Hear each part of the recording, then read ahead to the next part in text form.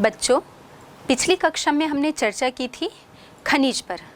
खनिज में भी खनिज क्या हैं, कहाँ पर पाए जाते हैं, इनका दोहन जो है वो कैसे किया जाता है। आज हम चर्चा करेंगे कि ये जो खनिज हमारे भूगर्भ पर पाए जाते हैं इनकी बनावट में हमें बहुत अंतर देखने को मिलता है, इनकी विशेषताओं में, गुण में, इनकी संरचना में।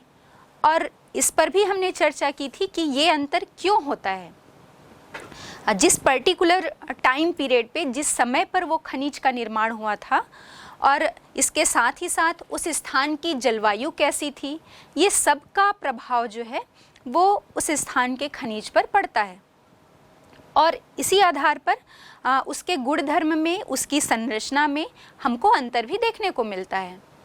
तो आइए इसी संरचना और गुणधर्म के आधार पर इसका हम क्लासिफिकेशन करते हैं, वर्गीकरण पढ़ते हैं। तो संरचना के आधार पर हम देखेंगे खनिज जो है वो मुख्य रूप से 3 प्रकार के मिलते हैं।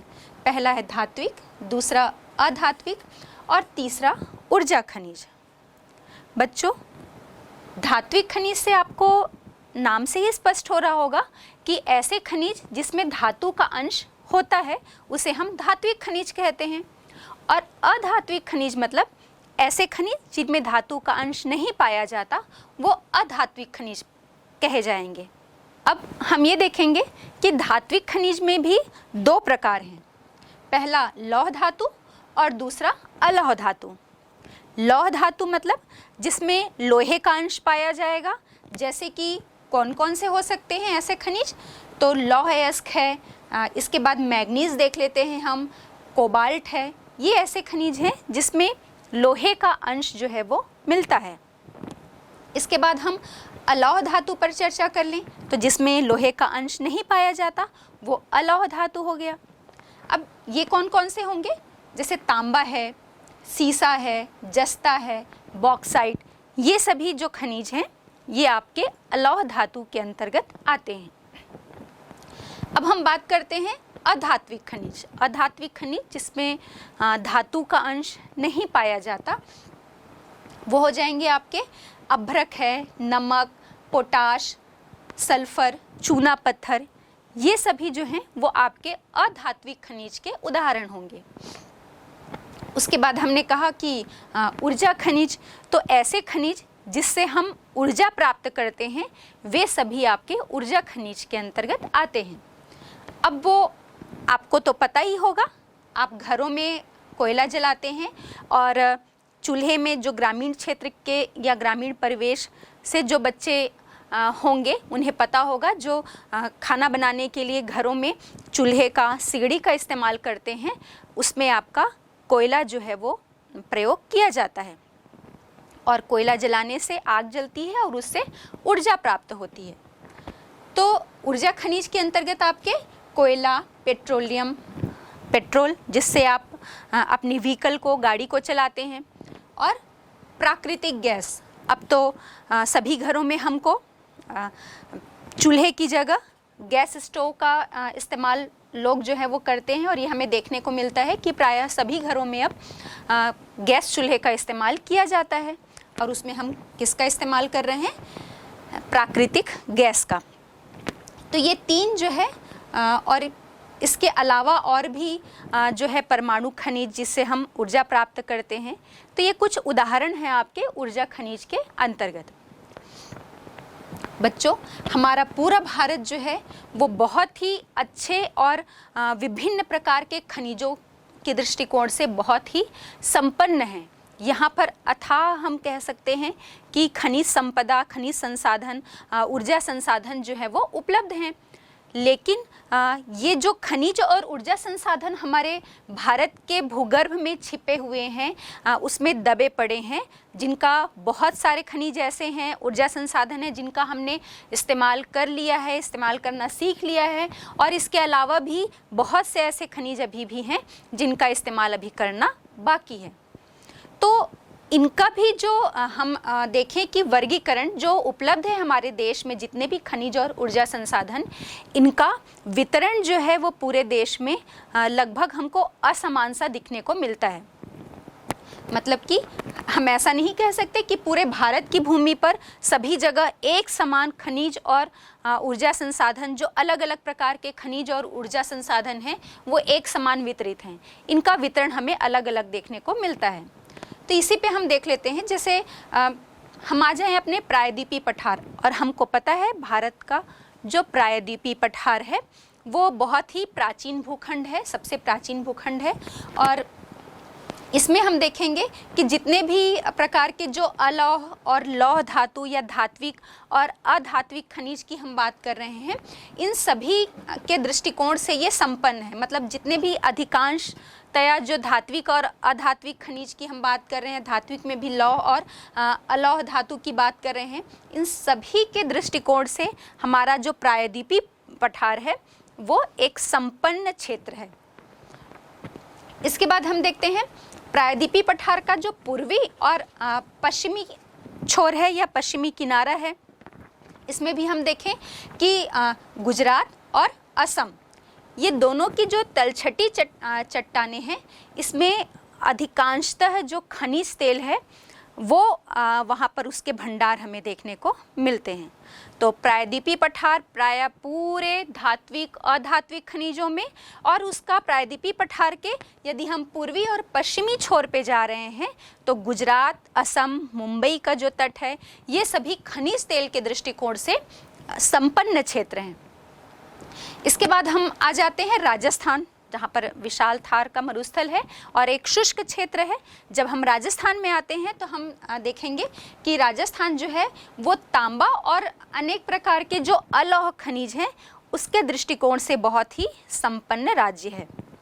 हाँ, अब हम जैसे ही अपने हिमालय के दक्षिण में जो हमारा विस्तृत, जो हम कहें बहुत ही विशाल फैले रूप में जो मैदान है, विस्तृत जलोढ़ मैदान की हम बात कर रहे हैं, तो यहाँ पर हम देखेंगे कि ये यहाँ पर खनिज संसाधन के दृष्टिकोण से उतना संपन्न नहीं है।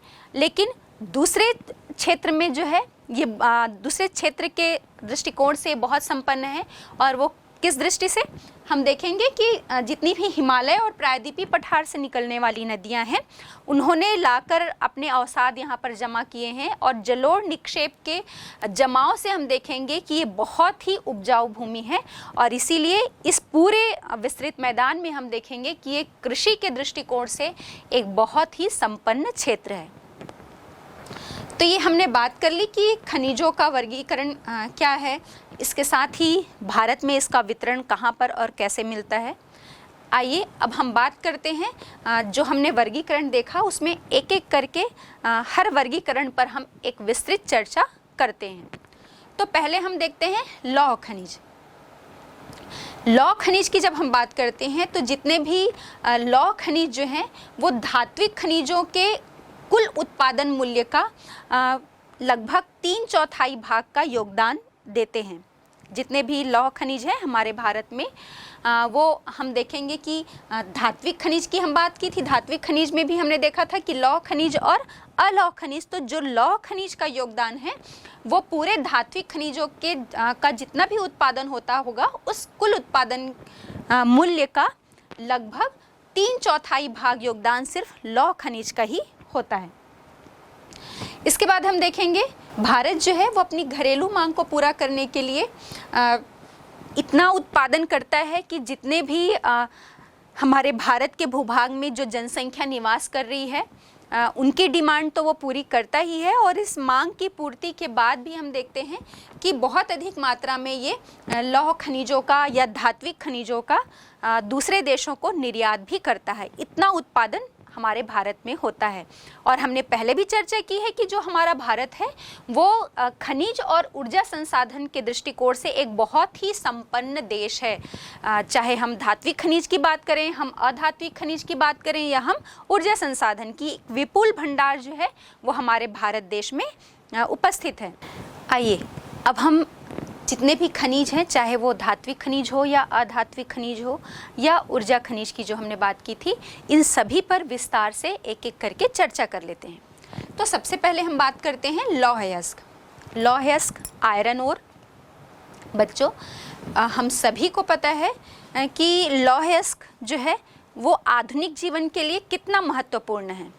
और यदि हम ये कहें तो अतिशयोक्ति नहीं होगी कि जो हम आधुनिक विकास कर रहे हैं, इस आधुनिक विकास का आधार ही जो है वो हमारा लौह अयस्क या आयरन ओर है। अगर हम अपने सामान्य दिनचर्या में एक नज़र दौड़ाते हैं तो आपको समझ में आ जाएगा कि लौह अयस्क हमारे लिए कितना इम्पॉर्टेंट है। अभी हमने कहा कि हमारे आधुनिक विकास का जो आधार है वही लौह अयस्क है। वो इसलिए कि चाहे हम अपने घरेलू आवश्यकताओं में या घरेलू उपयोग में हम देखें, एक छोटी सी सुई से लेकर अपने बर्तनों, मतलब प्रत्येक चीज़ पर, है ना। और साथ ही हम नज़र दौड़ाएं कि जो हमारी दैनिक आर्थिक जो आवश्यकता है उसमें हम जो कृषि कार्य करते हैं, तो कृषि कार्य में जो हम उपयोग कर रहे हैं औजारों का, उपकरणों का, इनकी भी हम कल्पना नहीं कर सकते कि बिना लौह अयस्क के संभव हो सकता है।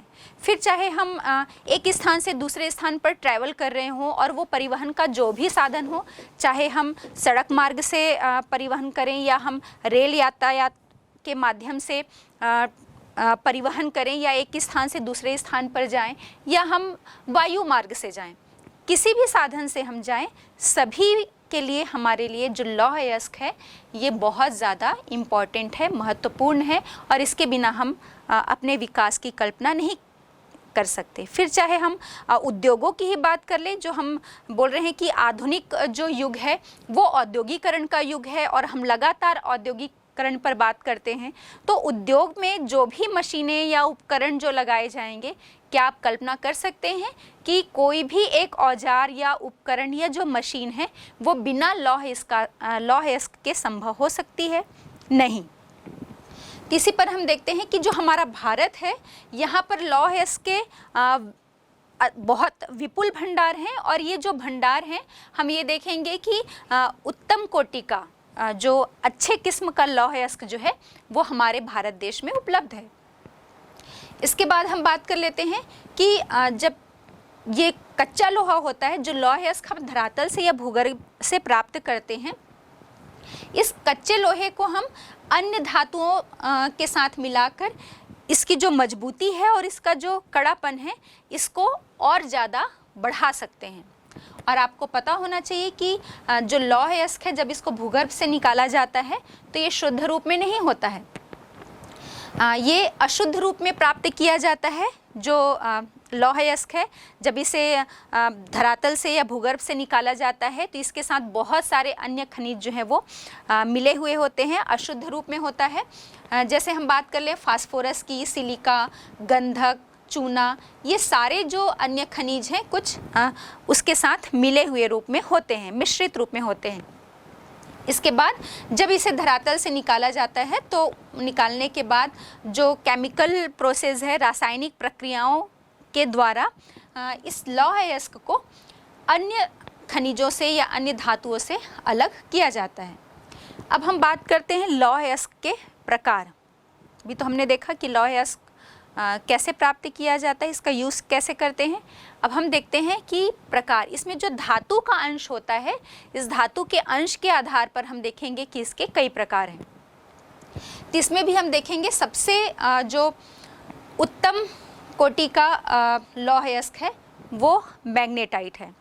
मैग्नेटाइट लौह अयस्क जो है इसमें 70% तक, 70 और लगभग 72% तक भी हम कह सकते हैं कि लोहे का अंश पाया जाता है।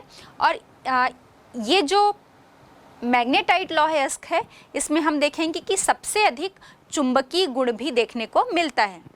इसके बाद दूसरे किस्म का है हेमेटाइट। हेमेटाइट जो है वो मैग्नेटाइट से इसकी क्वालिटी थोड़ी सी लो हो जाती, निम्न कोटि का लौह अयस्क इसको समझा जाता है, क्योंकि इसमें मैग्नेटाइट से थोड़ा सा कम धातु का अंश, लोहे का अंश मिलता है। और इसमें हम देखेंगे कि लगभग 50 से 60% तक लोहांश की मात्रा, लोहे का जो अंश है वो मिलता है। फिर तीसरा प्रकार हम देखेंगे लिमोनाइट। लिमोनाइट में हम देखेंगे कि लगभग 40 से 50% तक लोहांश की मात्रा मिलती है। और सबसे लो क्वालिटी का या निम्न किस्म का जो लौह अयस्क है वो है आपका सिडेराइट। तो सिडेराइट में हम देखेंगे कि 40% से भी कम जो है वो लोहांश की मात्रा मिलती है।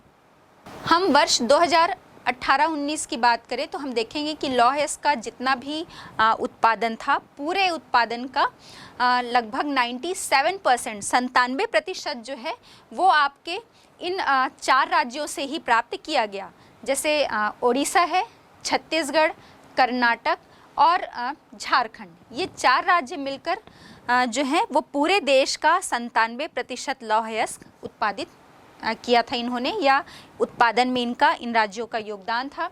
और जो शेष 3% था, ये 3% में जो अन्य राज्यों में जो कुछ मात्रा मिलती है लौह अयस्क की, उनके द्वारा उत्पादन किया गया। अब हम देखेंगे कि भारत में जो लौह अयस्क की कुछ पेटियां मिलती हैं एक बेल्ट के रूप में, जहां पर जो क्षेत्र हम कह सकते हैं कि लौह अयस्क के दृष्टिकोण से एक संपन्न क्षेत्र है, तो ये एक बेल्ट के रूप में फैले हुए हैं। तो आइए इस पर हम बात कर लें। हमको 4 बेल्ट जो हैं वो देश में लौह अयस्क के मिलते हैं, या लौह अयस्क की 4 पेटियां देखने को मिलती हैं। पहला है आपका ओडिशा झारखंड पेटी, दूसरा दुर्ग बस्तर चंद्रपुर पेटी, इसके बाद हम देखें बल्लारी चित्रदुर्ग और चिकमंगलूर तुमरुरु जो पेटी है। इसके बाद चौथी पेटी जो है वो महाराष्ट्र गोवा पेटी है। तो इन चारों पेटियों पर हम एक एक करके बात कर लें। पहला हमने देखा ओडिशा झारखंड पेटी, और ओडिशा और झारखंड 2 ऐसे राज्य जिसमें हमने अभी कहा था कि पूरे देश का जो 97% है उसमें इन 2 राज्यों का भी हिस्सा है लौह अयस्क के उत्पादन पर। ये पेटी जो है वो हम ये कह सकते हैं कि मुख्य रूप से जो उत्तम कोटि का लौह अयस्क है, हेमेटाइट अयस्क, ये उत्पादन की जाती है इस पेटी में। और यहाँ हम देखेंगे कि ओडिशा का जो मयूरभंज और केंदुझर जिला है यहाँ, और बादाम पहाड़ की खदान से प्राप्त किया जाता है ओडिशा में। और झारखंड का जो सिंहभूम जिला है वहाँ पर गुआ और नोआ मंडी से ये लौह अयस्क प्राप्त किया जाता है। दूसरी पेटी की हम बात करते हैं, दुर्ग बस्तर और चंद्रपुर पेटी। चंद्रपुर महाराष्ट्र में है, आपको पता होगा। तो हम ये देखेंगे कि ये पेटी जो है वो आपके छत्तीसगढ़ और महाराष्ट्र में फैली हुई है। इस पेटी के अंतर्गत यदि हम बात करें तो छत्तीसगढ़ का जो बस्तर जिला है, छत्तीसगढ़ के बस्तर जिले के बैलाडीला पहाड़ी में बहुत ही उच्च श्रेणी का उत्तम किस्म का जो लौह अयस्क का निक्षेप है वो देखने को मिलता है। और यहाँ हम देखेंगे कि जो गुणवत्ता यहाँ के बैलाडीला पहाड़ी में लौह अयस्क की मिलती है ये उत्तम कोटि की है। और हम ये कहें कि ये पूरे उत्तम कोटि के जो ऐसे लौह अयस्क हैं यहाँ पर इस पूरे क्षेत्र में इसके 14 जमाव जो है वो देखने को मिलते हैं।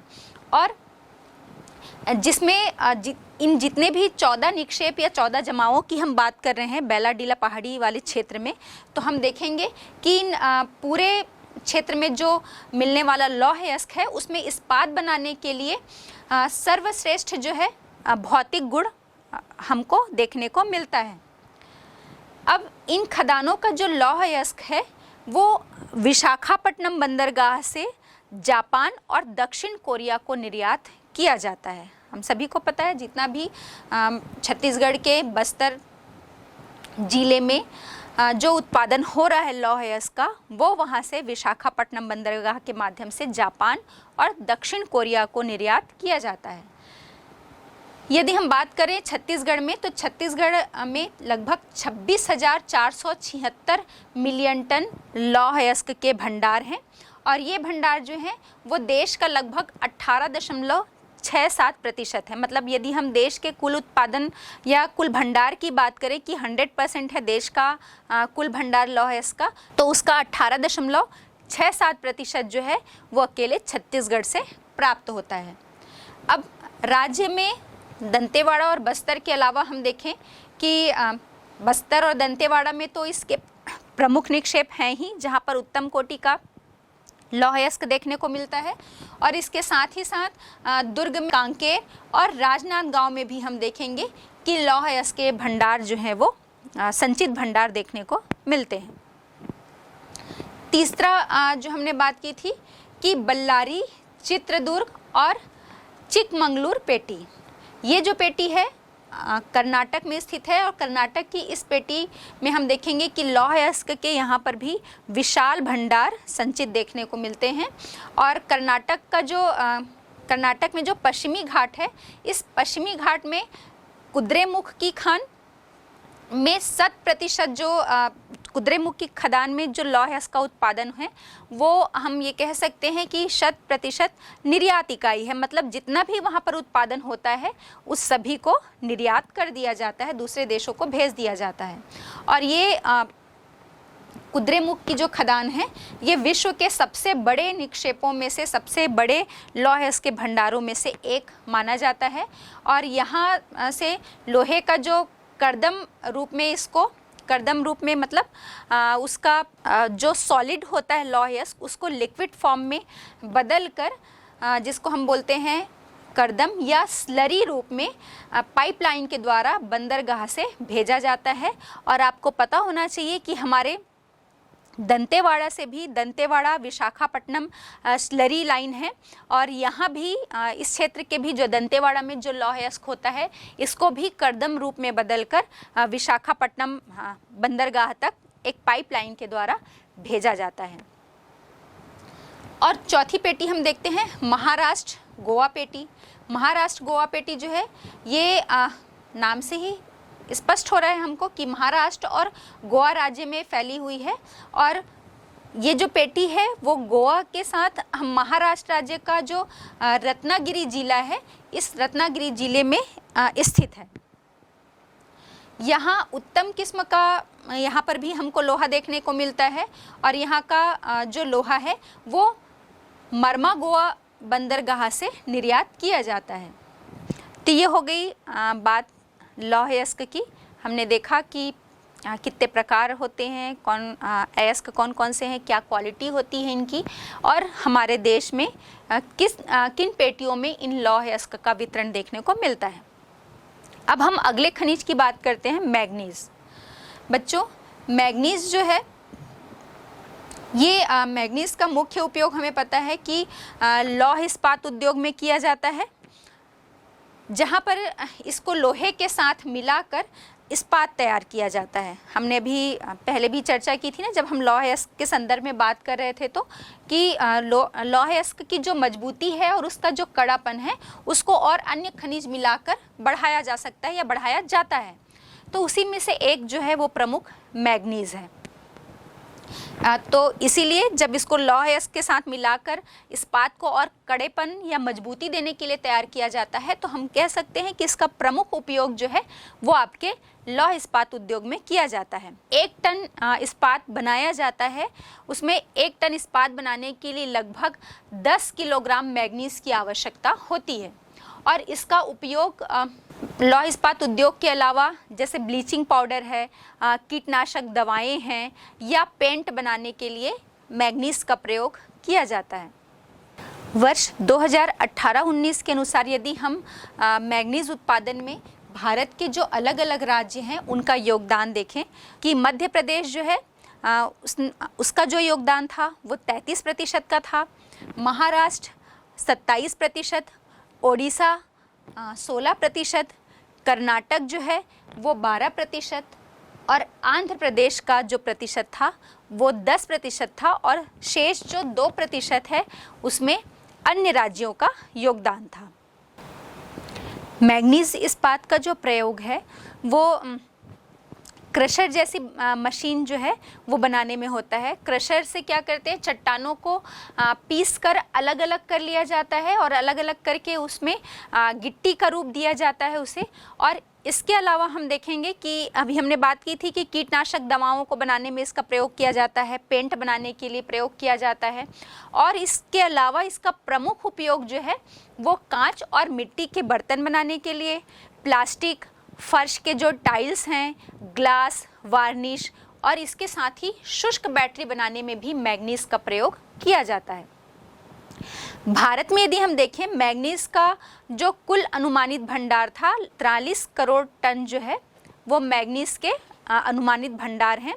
और सर्वाधिक भंडार अभी हमने देखा भी ग्राफ में आपका ओडिशा, कर्नाटक और मध्य प्रदेश में देखने को मिलता है। यदि हम अपने छत्तीसगढ़ की बात करें तो हम देखेंगे कि छत्तीसगढ़ के बिलासपुर ज़िले में 516.66 मिलियन टन जो है वो उत्तम कोटि का मैग्नीज अयस्क का भंडार मिलता है।